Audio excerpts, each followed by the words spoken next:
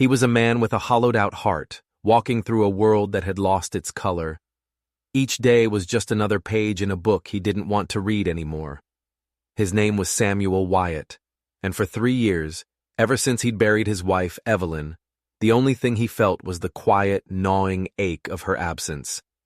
He was just hitching his mule outside the general store, the weight of a flour sack under his arm a dull, familiar burden. Another day of chores, another day of breathing in and out. He was turning to leave, to go back to his empty cabin on the mountain, when a voice, no louder than a whisper on the wind, caught him. "Sir?" He paused, his hand resting on the splintered wood of his wagon. He looked around. The dusty street was empty save for a few stray dogs and the ever-present wind. "Sir, down here." He looked down, and that's when he saw her. On the other side of a peeling white picket fence, in the patchy yard of the Adeline Orphan house, stood a little girl. She couldn't have been more than 7, maybe 8 years old.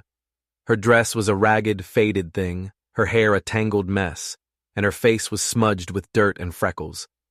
She was too skinny, too small, a little ghost haunting the edge of town. But it was her eyes that stopped him cold. They were big and brown and heavy with a sadness that didn't belong on a child's face. They were Evelyn's eyes, the same eyes that had looked at him the night she told him she was leaving this world. Samuel's throat went dry. He felt a jolt, a flicker of something in the frozen landscape of his soul. He cleared his throat, the sound rough and unused. "You talking to me?" The little girl nodded, her tiny fingers clutching the picket fence like it was the only thing holding her up. "Well," he said, shifting his weight. "What do you need?"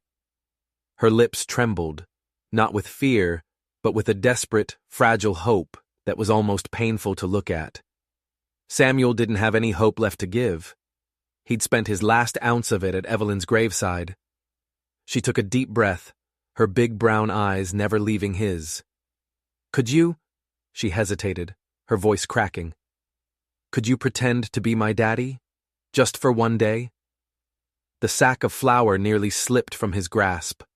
The world seemed to tilt on its axis. He stared at her, his mind struggling to catch up with the words. "What?" he breathed. Her hands clenched the fence slat so hard her knuckles turned white. "I just need 1 day," she whispered frantically, "so I don't get sent away." Behind her, the front door of the orphanage creaked open. A woman's sharp, tired voice called out, "Margaret Ann! What did I tell you about bothering folks?" The little girl, Margaret, shot a terrified look over her shoulder. Panic flared in her eyes. She looked back at Samuel, her gaze pleading, desperate. "Please, sir, just pretend. They're coming for me. Please." The door creaked wider. Margaret looked like a cornered animal, ready to bolt. Samuel didn't know why he did it. Maybe it was the tremor in her hands. Maybe it was the ghost of Evelyn in her eyes. Or maybe it was the way she said the word daddy, with a soft, broken yearning that cracked open something he thought was sealed shut forever. He didn't think. He just acted. He nodded once, a sharp, decisive movement. "All right," he heard himself say, his voice a low rumble. "I'll be your daddy." Just then, the woman from the orphanage stepped onto the porch. She was a stern-faced matron with her arms crossed, a sour frown etched into her face. "Margaret Ann, how many times have I—" Samuel didn't let her finish. He dropped the flour sack into his wagon and stepped toward the gate with a purpose he hadn't felt in years. "It's all right, ma'am," he said, his voice surprisingly steady. "I came to see her. It's about time I did." The matron, Mrs. Gable, blinked, her cold eyes narrowing with suspicion. "And you are?" He pushed through the gate, his boots crunching on the gravel path, and laid a gentle hand on the little girl's head. Margaret froze, her small body trembling beneath his touch. "Samuel Wyatt," he said, looking the matron straight in the eye. "I'm her father." Mrs. Gable's face was a mask of disbelief. "Her father? She never mentioned a father. She's been here nearly 6 months. Samuel didn't flinch. He let the grief he carried every day seep into his voice, making the lie sound like a painful truth. I've been searching for her all that time, he said, his voice thick with a sorrow that wasn't feigned. Word travels slow when you're broken. The papers were filed up in Bozeman after her mother passed. The matron's mouth puckered, her eyes scanning him from head to toe. She was a hawk, and she smelled something that wasn't quite right. Well, we'll need proper signatures, of course, verification. We have procedures. Of course, Samuel said calmly. Without looking up, Margaret's small hand found his and squeezed it tight. It was a tiny anchor in a raging storm. Mrs. Gable glanced at their joined hands, her expression unreadable but sharp. Well, don't just stand there gawking. You'll have to come inside. Speak with the records clerk. Lead the way, Samuel said. As they walked toward the grim building, Margaret looked up at him. In her eyes, he wasn't a broken-down widower anymore. He was a hero. He was the man who'd just plucked her from the edge of a cliff. And in that moment, Samuel felt a flicker of the man he used to be. The orphanage smelled of boiled cabbage and bleach, a scent of institutional misery. Children with old eyes watched them from shadowed doorways, their faces a mixture of envy and numb curiosity. The walls were gray, the floors bare, and every footstep echoed with a lonely finality. They were led to a small, cluttered office where a weedy clerk sat hunched over a large ledger. While Mrs. Gable spoke to the clerk in low, hushed tones, Margaret tugged on Samuel's sleeve. She leaned in close, her breath warm against his coat. Thank you, she whispered. He knelt to her level, his heart aching. You shouldn't lie to people, little one, he said softly, his voice full of a gentle regret. Her face fell, tears welled in her eyes, and she started blinking fast to hold them back. They were going to send me away, she stammered. A man came. He came looking yesterday. He had a wagon with cages in the back. Samuel's stomach turned to ice. Cages? She nodded, her small body trembling. He said he was taking the ones nobody claimed, the ones who weren't useful. He looked at me and told Mrs. Gable I was too small to work. He said I'd be the first to go. A single tear escaped and traced a clean path through the dirt on her cheek. A fire ignited in Samuel's chest, a hot, protective rage he hadn't felt in years. It burned away the fog of his grief, leaving a sharp, terrifying clarity in its place. This wasn't about a lonely girl anymore. This was about a monster with a wagon full of cages. The next few minutes were a blur. The clerk, prodded by a sharp look from Mrs. Gable, produced a stack of forms. Samuel signed where he was told, his hand steady as he forged a name on a life he was inventing on the spot. Margaret never let go of his hand, her grip a constant, grounding presence. Mrs. Gable watched the entire process with an unnerving stillness, her eyes cold and calculating. There was no sympathy in her gaze, only a strange, transactional finality. It was as if she were closing a deal. When they finally walked out of that grim building and into the sunlight, it felt like being born again. The air was sweeter, the sky bluer. Margaret blinked, as if she couldn't believe it was real. So, she asked, her voice small, do you live far? Samuel looked down at the top of her tangled head. About an hour outside town, up the mountain trail. He offered a small smile. You ever been around trees that touch the sky? For the very first time, she smiled back. It was a small, hesitant thing, but it was like watching the sun break through the clouds. Only in pictures. He lifted her gently into his wagon. She settled onto the worn wooden seat, pulling a rough-spun blanket around her shoulders like it was the finest silk. She was so light, she felt like a bird. As he guided the mule down the trail, the town and the grim orphanage disappearing behind them, a question surfaced in his mind. What made you pick me? He asked quietly. Out of all the people walking by? She hugged her knees to her chest, her small voice carrying over the creak of the wagon wheels. You looked sad, she said. You looked like you knew how it felt to not have anyone. Samuel didn't answer. He couldn't, because a little girl with eyes like his wife had seen right through him. down to the broken pieces he kept hidden from the world. And as they rode toward the mountains, toward his quiet, lonely cabin, he had the unsettling feeling that he hadn't just saved her.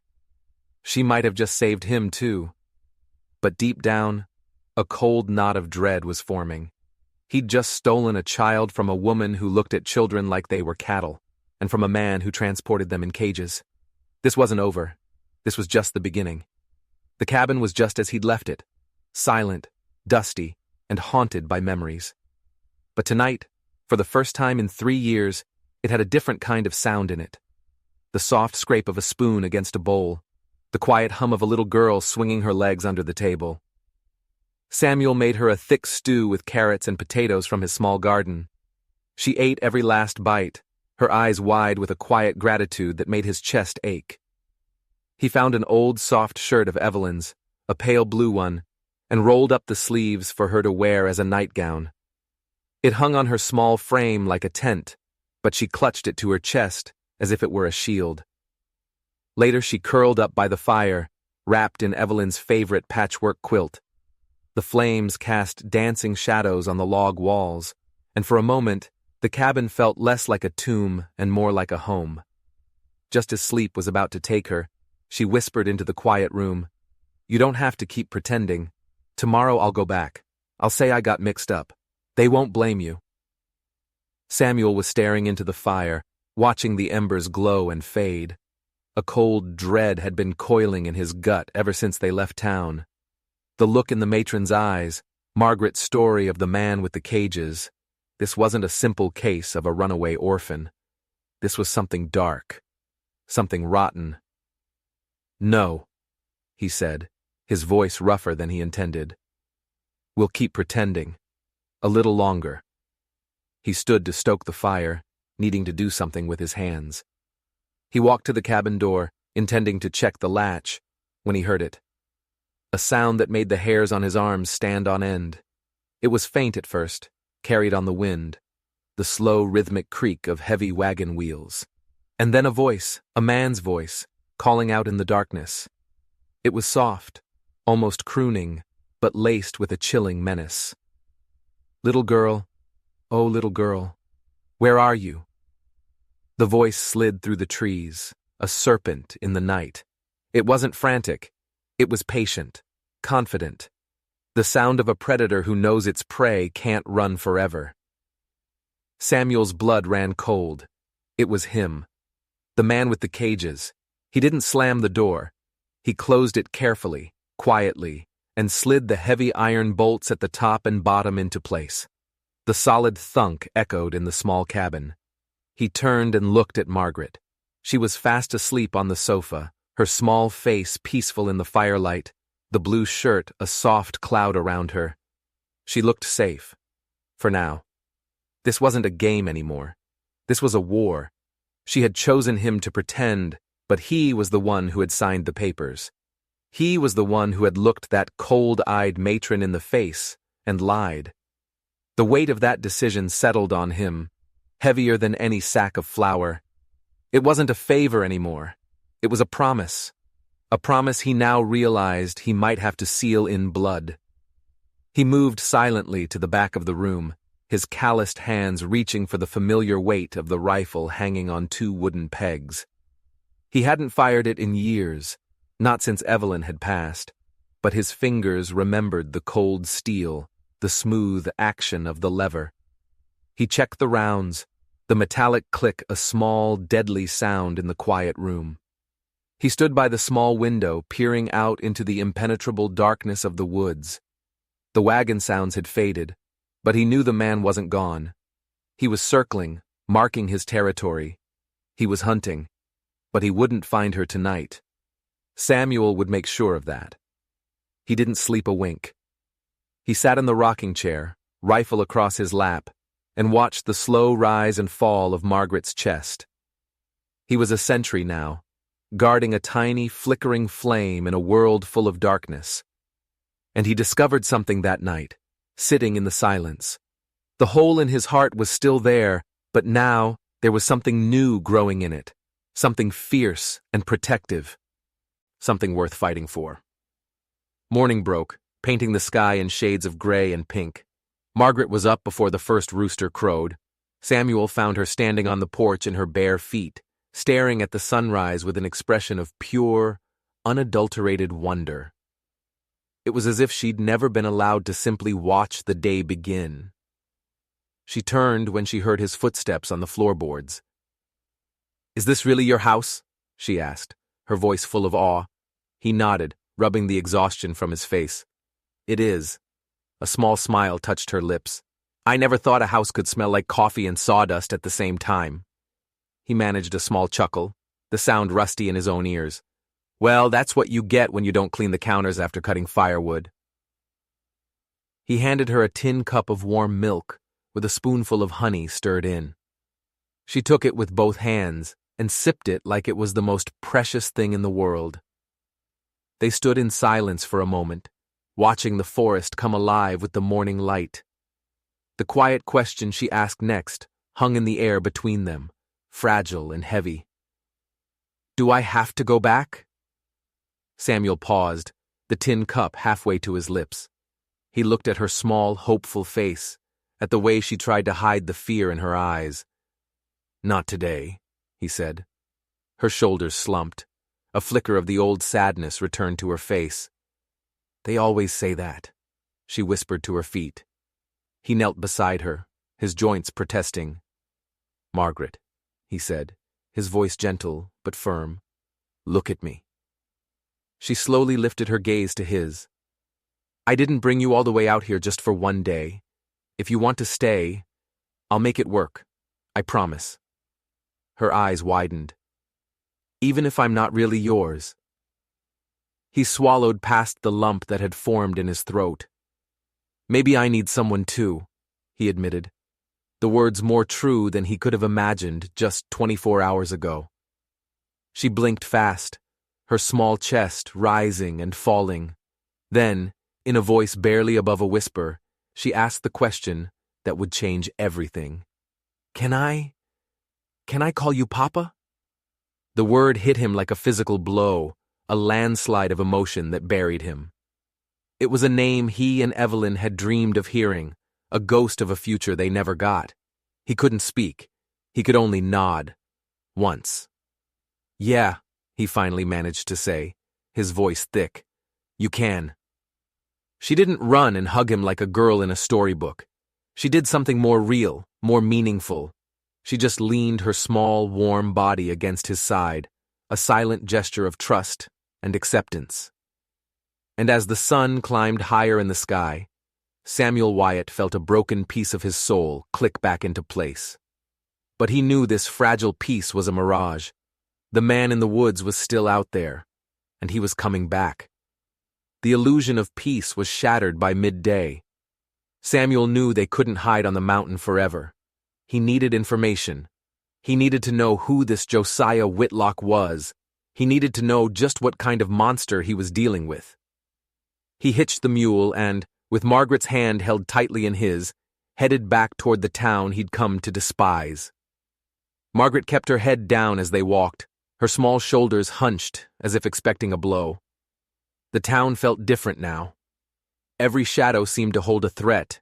Every curious glance from a stranger felt like an accusation. As they crossed the main road, a voice, oily and familiar, called out from behind them. "Well, I'll be! Is that Samuel Wyatt risen from the dead?" Samuel's gut twisted.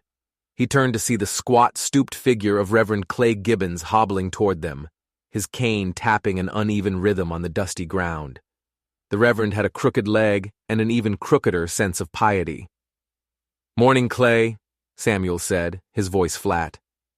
The Reverend's shrewd eyes darted from Samuel to Margaret and back again, taking in the sight of the stoic widower and the timid child. "Heard you'd gone silent after Evelyn passed," Clay said, his lips pulling back in something that wasn't quite a smile. "Thought you'd let that land of yours go to rot. Didn't know you'd taken up fatherhood." Samuel instinctively stepped half in front of Margaret, shielding her from the man's prying gaze. "This is Margaret. She's my daughter." Reverend Clay's eyebrows shot up like two startled crows. "Daughter? Well now, that's news to the whole county. Didn't know you had one." She didn't exist to me until recently, Samuel said, his tone daring the Reverend to question him further. He felt Margaret squeeze his hand, and he saw a flicker of awe in her eyes. He hadn't just protected her, he had claimed her, loud and clear, in the middle of town. The Reverend huffed, a little puff of air. Well, the Lord works in mysterious ways, don't he? Samuel didn't bother to answer. He just tipped his hat, a gesture of dismissal, and started to lead Margaret away. But Clay wasn't finished. He lowered his voice, a conspiratorial hiss. Just watch your back, Sam. Samuel froze. Ain't every man likes to see a father pop up out of nowhere, Clay continued, his eyes glittering with malice. Especially not when there are rumors floating.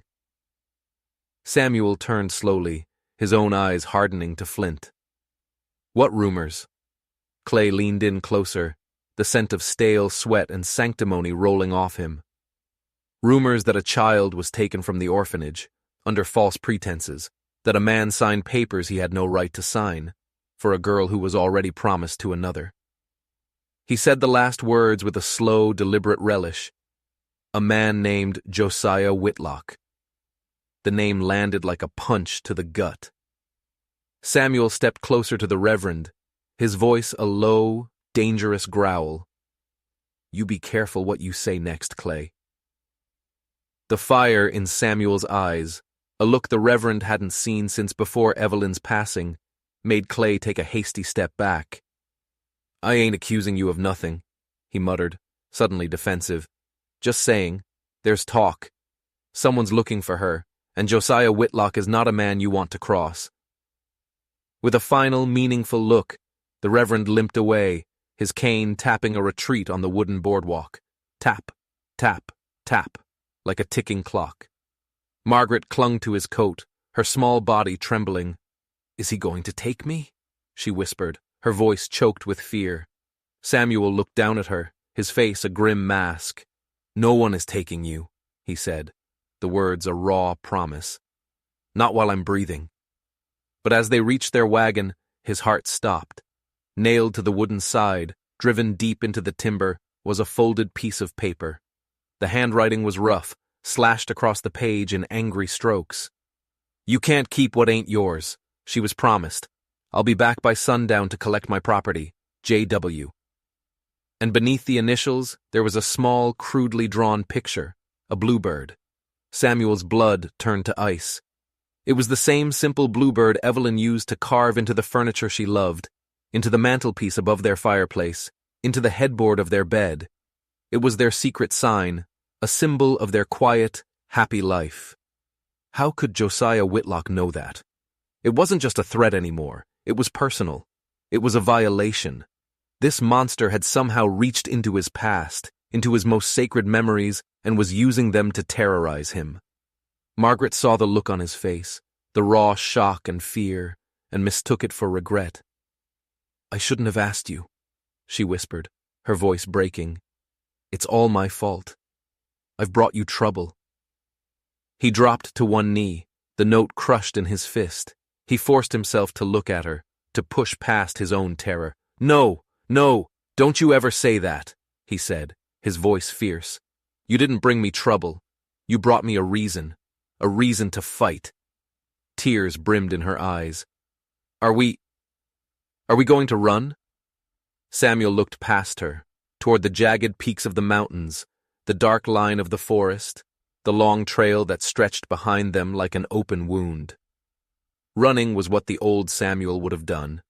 He would have retreated back into his grief, back into the silence. But he wasn't that man anymore. Margaret had changed him. No, he said, his voice echoing with a newfound certainty. We're not going to run. He stood up, his face set like stone. We're going to stand. They raced the setting sun back to the cabin, the thread of sundown hanging over them like a hangman's noose. The journey was silent, tense. Samuel's mind was a whirlwind. The bluebird. How? The only person who knew about Evelyn's carvings besides him was Reverend Clay. He'd helped Samuel build the hearth. A sick feeling twisted in Samuel's gut. Was the Reverend more than just a gossip? Was he a spy? Back at the cabin, there was no time for questions. There was only time for work. He wasn't just a farmer anymore. He was a soldier defending his fortress. He dragged a heavy oak beam from the shed and barred the front door. He nailed boards across the lower windows, plunging the cabin into a dim, preemptive twilight. Margaret didn't cry or complain. She was a silent, determined little shadow at his side. She handed him nails, her small fingers steady. She held the lantern high as he dug shallow pits along the path leading from the woods, covering them with a lattice of weak branches and leaves. She was brave, far braver than any child should ever have to be. As the last rays of sunlight bled from the sky, they sat at the table in the near darkness, a cold stew untouched between them. The rifle lay on the table, a long, dark promise. Then they heard it, the familiar, dreadful creak of wagon wheels, much closer this time. Margaret's small hand shot out and gripped his. He gave it a reassuring squeeze and then gently pushed her toward the curtained-off alcove where his bed was. "Stay here, and stay quiet." She nodded, her eyes huge in the gloom, and disappeared behind the heavy fabric. Samuel took up his position by the main window, rifle in hand. The wagon rolled into the clearing, a dark shape pulled by a thick-chested black horse. The man driving it wore a wide-brimmed hat that shadowed his face, but Samuel could see the cruel twist of his mouth. Josiah Whitlock. He didn't get down from the wagon. He just sat there, a king on a shabby throne, his eyes gleaming in the moonlight as they fixed on the cabin. "Samuel Wyatt," he called out, his voice smooth and confident. "I know you're in there, and I know you have something that belongs to me." Samuel stepped out onto the porch, letting the screen door slam shut behind him. He held the rifle loosely at his side, a casual pose that belied the frantic hammering of his heart. "Depends who's asking." Whitlock clicked his tongue, a condescending sound. "The name's Josiah Whitlock, and I'm here to collect my property. The girl, she's from Adeline's. I have the papers, signed and stamped." "She ain't property," Samuel said, his voice low and even. Whitlock's grin widened, a slash of white in the darkness. "She is, according to the law of this county, a law that I have a very close relationship with. The matron at that orphanage, Mrs. Gable, she's a very practical woman. She understands that some children are liabilities. I take them off her hands. It's a business arrangement." The pieces clicked into place, the cold look in the matron's eyes. It was a transaction. She was selling children. Samuel's rage burned hotter. "You mean you buy them like cattle? Use them up and discard the ones who can't work? Is that it, Josiah?" The grin didn't falter. "What I do with my property ain't your concern, old man. Now send her out." "She's not your property," Samuel repeated, the words like stones in his mouth. "And she ain't yours neither," Whitlock shot back, his voice losing its smooth edge. Samuel raised the rifle, the motion fluid and practiced. The barrel was aimed squarely at Josiah's chest. "She is now." Josiah's hand moved, hovering over the pistol holstered at his hip. "Careful, old man. I'm a patient man, but I don't like being told no, and I don't miss." "You won't get the chance," Samuel said, his voice flat and deadly. A tense silence stretched between them, thick and heavy. The only sound was the wind whispering through the pines. Then Josiah laughed, a short, ugly bark. "You think you're some kind of hero, for one little piece of damaged goods?" He spat into the dirt. "This ain't over. You've just made this hard on yourself." He snapped the reins, and the wagon lurched, not forward, but turning in a slow, deliberate circle. He wasn't leaving in defeat. He was making a point. Before the wagon disappeared back into the trees, Josiah called out one last time, his voice carrying a new, sinister weight. "Ask her about the bluebird, Wyatt.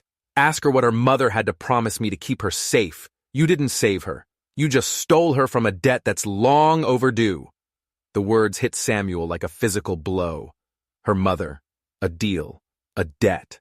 The wagon vanished into the darkness, but the chill of Josiah's words remained. Samuel stood frozen on the porch, his mind reeling. "Papa? Margaret's small voice came from the doorway behind him. She had crept out from behind the curtain. "Will he come back?" she whispered.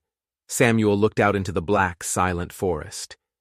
He knew, with a certainty that settled deep in his bones, that Josiah wasn't just a child trafficker. He was something more, something worse. "Yes," he said, his voice grim. "He'll be back." He turned to look at the little girl who had stumbled into his life and set it on fire. "And next time," he added, "he won't ask." Sleep was an impossibility. The cabin, once a refuge of quiet grief, now felt like the calm at the center of a gathering storm. Josiah's final words echoed in Samuel's mind. Ask her what her mother had to promise me. He couldn't. He couldn't look at this child, who had just started to trust him, and ask her to tear open a wound he couldn't even imagine. Instead, he sat by the dying fire, the rifle across his knees, while Margaret slept fitfully on the sofa. He told her stories, not of monsters or dark woods, but of Evelyn.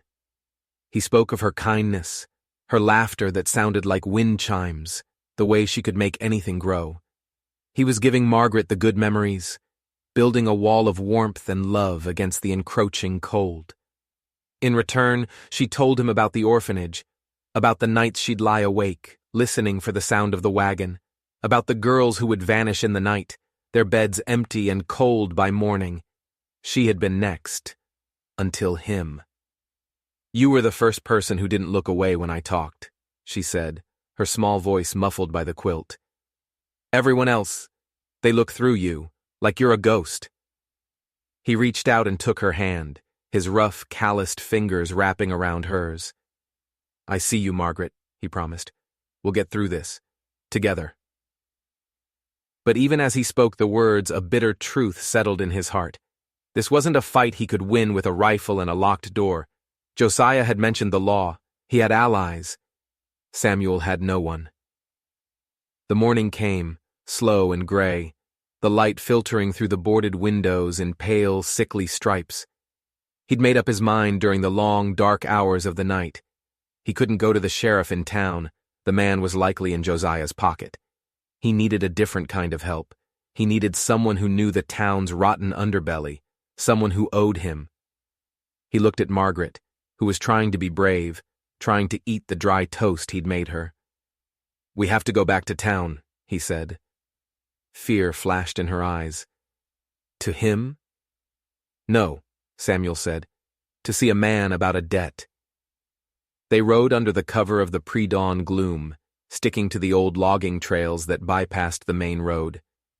The town was still asleep when they arrived at the tall, silent church on the East Hill. The stained glass windows were dark eyes in the pale light. Samuel dismounted and walked to the small rectory behind the church. He knocked 3 times, a hard, insistent rap. The door creaked open, and Reverend Clay Gibbons stood there, his nightshirt rumpled, his eyes narrowed with suspicion and sleep.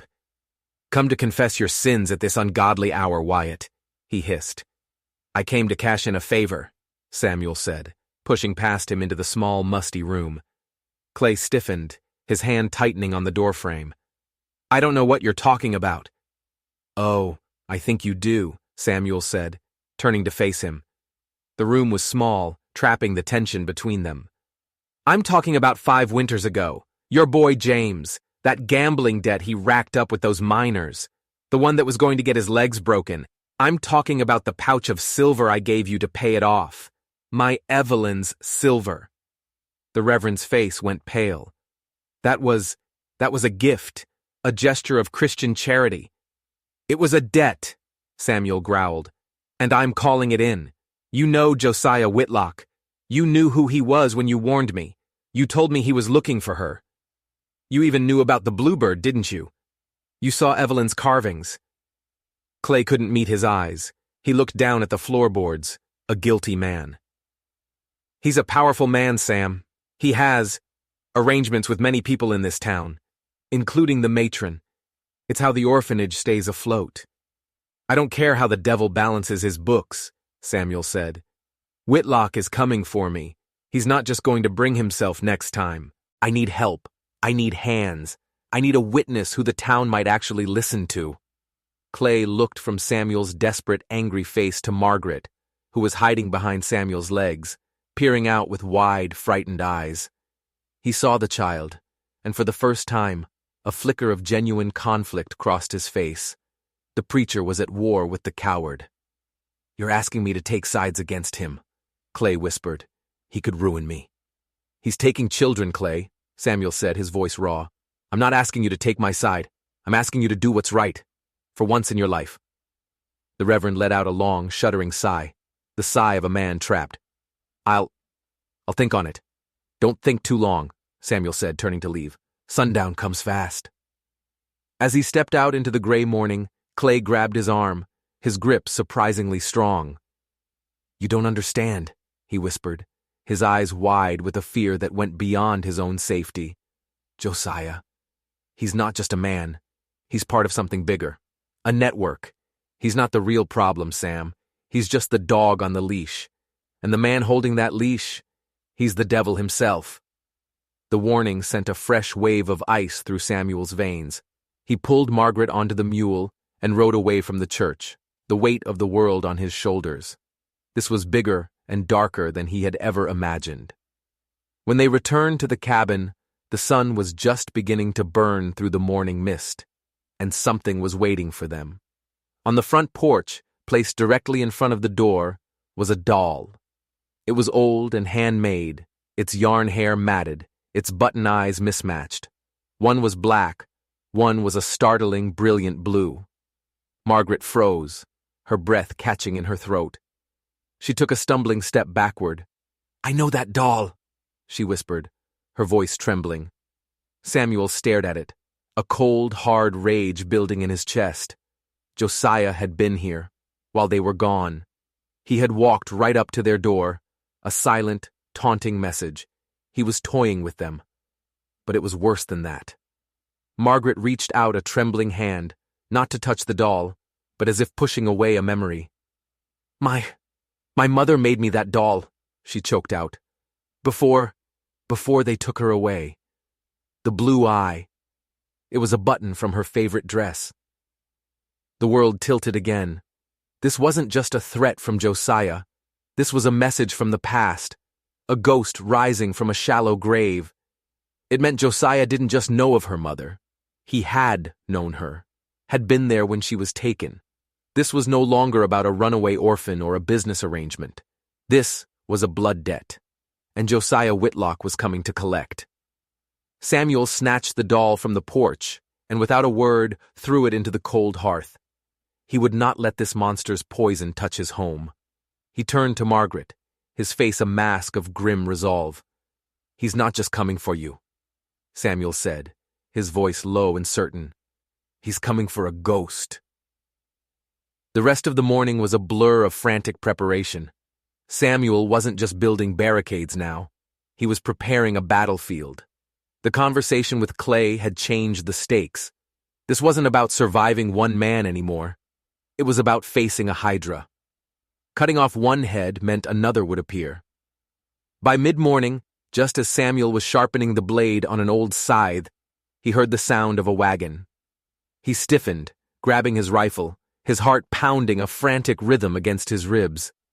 He motioned for Margaret to hide, but the wagon that emerged from the tree line wasn't Josiah's dark, menacing rig. It was Reverend Clay's rickety cart, pulled by a sway-backed old horse. Clay pulled the wagon to a stop and climbed down, his face pale but resolute. "I thought about what you said," he announced, not looking Samuel in the eye. "You were right. A man can only serve God or mammon. I've been trying to serve both for too long." He reached into the back of his wagon and pulled out a long, canvas-wrapped parcel. He unwrapped it to reveal a fine hunting rifle and 2 heavy revolvers. "I won't shoot another man," the Reverend said, his voice shaking slightly. "But I will stand as a witness, and I will document everything I see. If Josiah brings the law, they will have to contend with the testimony of a man of God." Samuel took the offered rifle, a silent acknowledgement passing between them. "That's all I ask, Clay." But it wasn't all the Reverend had brought. From the back of the wagon, another figure emerged, a young man, barely more than a boy, but with broad shoulders and a steady gaze. "This is my nephew, James," Clay said. "His family ran into some trouble back in Kansas. He knows how to handle himself. He knows how to hold a gun." James nodded once at Samuel, a silent greeting, his own rifle held with a familiarity that spoke of experience beyond his years. 2 men. It wasn't an army, but it was a start. Just as James was unloading a box of cartridges, another sound came from the trail. Another wagon. Samuel's hand tightened on his rifle, but again, it wasn't Josiah. This wagon was pulled by 2 strong horses, and the man holding the reins was barrel-chested and grim-faced. "Tommy Marks," Samuel muttered in disbelief. "Well, I'll be." Tommy had been a deputy sheriff years ago, before he was pushed out for refusing to look the other way on one of Josiah Whitlock's business dealings. He ran a horse ranch on the other side of the county now, a man known for his quiet integrity and his refusal to be bought. He pulled his wagon to a halt and jumped down. "Clay sent his boy to fetch me," Tommy said, his voice a low gravel. "Said you were having some trouble with a local pest. You always told me to call if you ever needed a hand, Sam. Well, here I am." He gestured to the bed of his wagon, and 2 more men, hard-faced ranchers with rifles of their own, stood up. They were quiet, serious men who looked like they'd seen their share of trouble. "You paying?" one of them asked bluntly. "No," Samuel said. The man grunted. "Didn't think so." He hopped down and got to work, starting to dig a deeper trench along the side of the cabin without another word. Margaret crept out onto the porch, her eyes wide with a disbelieving awe. An hour ago, they were alone. Now, a small, grizzled army was assembling in her name. For the first time, her shoulders squared. She stood a little taller. For the first time in her life, she wasn't just a thing to be claimed or discarded. She was someone to be fought for. The afternoon was a fever of activity. They turned the small cabin into a veritable fortress. They set more tripwires connected to cowbells and tin cans. James, with a grim ingenuity, rigged a rope to the barn doors, a system that would swing them wide open as a noisy distraction. As dusk began to settle, painting the sky in shades of bruised purple and orange, the small group gathered inside. They ate cold beans and stale bread, the silence punctuated by the click of rifle bolts and the murmur of hushed strategy. In the middle of it all, Margaret whispered something, her voice so soft it was almost lost. Samuel leaned closer. "What was that, little one?" She looked up at him, then at the faces of the men who had come to stand with them. "I said," she repeated, her voice a little stronger, "I've never had anyone come for me before. Not even once." She looked back at Samuel, her brown eyes shining with unshed tears. "Why? Why are you all doing this?" Samuel looked at this small, brave girl who had crashed into his life and given it meaning again. He looked at the weary preacher, the disgraced lawman, the hard-bitten ranchers. They were all broken men, in their own way. But in this moment, they were united. "Because you matter," Samuel said, the 3 words landing with the weight of absolute truth. She looked away quickly, blinking hard, but she didn't hide. She simply let herself feel it, the bone-deep, life-altering truth that she mattered. The storm broke just after midnight. It wasn't thunder. It was the sharp, deliberate snap of a branch in the woods. Samuel was on his feet in an instant, the rifle in his hand. He moved to the boarded window, peering through a small crack. The clearing was bathed in an eerie, pale moonlight, and there was movement. Shadows detaching themselves from the darker shadows of the trees. "They're here," he whispered. The cabin came alive. Tommy Marks was already at the side window, shotgun ready. James Gibbons took his position at the back, his face a calm, focused mask. Reverend Clay, true to his word, held not a gun, but a lantern and a thick ledger, his pen poised. Samuel turned to Margaret. "Back room. Do not open that door unless you hear my voice. You understand?" She nodded, her face pale but her eyes fierce. She wasn't the trembling girl from the orphanage anymore. She was a soldier's daughter. A voice sliced through the night, loud and arrogant. "Samuel Wyatt, I gave you your chance. Now I'm here to collect, with interest." Josiah. Samuel stepped onto the porch alone, a solitary figure against the dark cabin. "I told you, Whitlock," he called out, his voice ringing with defiance. "She's not yours." 3 more men emerged from the woods to stand beside Josiah. One held a blazing torch, its flames licking at the darkness. They were armed, and they looked mean. "You really want to do this?" Josiah sneered. "My associates here are not as patient as I am, and the law is sleeping soundly in their beds, thanks to a generous donation I made to the Widows and Orphans Fund this evening." He laughed. "Ironic, isn't it?" "The only law that matters out here tonight is this one," Samuel said, raising the rifle slightly. Josiah's sneer turned into a snarl. "Fine! Have it your way! Burn it!" The man with the torch drew back his arm and hurled it through the air. It arced across the clearing, a comet of fire, and landed squarely in the dry haystack beside the barn. Flames erupted with a hungry roar. Inside the cabin, Margaret screamed, a short, terrified sound. Josiah's men surged forward, but they didn't get far. A tripwire sang. A cowbell clanged frantically. James fired from the back window, and one of the men went down, clutching his leg. Tommy's shotgun boomed from the side, and a second man was peppered with rock salt, howling and stumbling back. One of them, faster than the rest, broke through the line and smashed through the boarded-up back window. He landed in a shower of splintered wood and glass, right in the small kitchen. But he was met by a tiny, furious defender. Margaret didn't have a weapon, but she had the pouch of ash and soot Samuel had told her to keep from the fireplace. As the man straightened up, she flung it with all her might. The fine black powder went straight into his eyes and mouth. He howled, blinded and choking, stumbling backward over a wash basin and crashing to the floor. Samuel was on him a second later, the butt of his rifle ending the fight with a sickening thud. The barn was now a raging inferno, casting a hellish, dancing light over the entire clearing. The heat was intense. Samuel turned back to the fight, his eyes searching for Josiah. The man hadn't moved. He stood near the edge of the woods, a pistol in his hand, a look of utter fury on his face.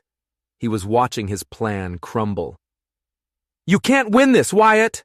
he screamed over the roar of the fire. "Even if you kill me, it doesn't end! You don't know who you've crossed!" Samuel started walking toward him, rifle held at his hip, each step deliberate. He walked out of the shadow of his home and into the flickering firelight.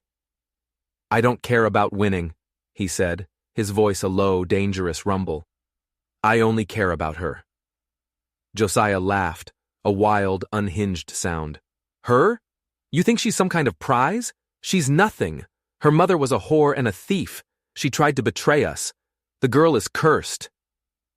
"Maybe," Samuel said, his voice dropping to a near whisper as he closed the distance between them. "But I'd rather be cursed with her than blessed without her." In a final, desperate move, Josiah lunged, not with his pistol, but with a long, wicked-looking blade he drew from his boot. He was fast. But Samuel was faster. The rifle cracked once. The sound was sharp, final.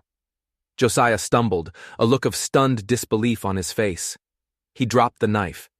He looked down at the dark stain spreading across his chest. Then he looked up at Samuel, his lips moving, trying to form one last curse, and then he fell, face down in the dirt. The clearing went silent, save for the crackle and roar of the burning barn. The enemy was gone. The immediate threat was over. Clay walked up behind Samuel, the ledger clutched in his hand. "It's over, Sam," he said quietly. Samuel shook his head, his gaze still fixed on the body on the ground. "No," he said, the smoke and exhaustion making his voice raw. "It's not. This was just the beginning." He knew Josiah's final words were not a curse, but a prophecy. It doesn't end. He turned and ran back to the cabin, back to the little girl who was waiting for him in the heart of the firestorm.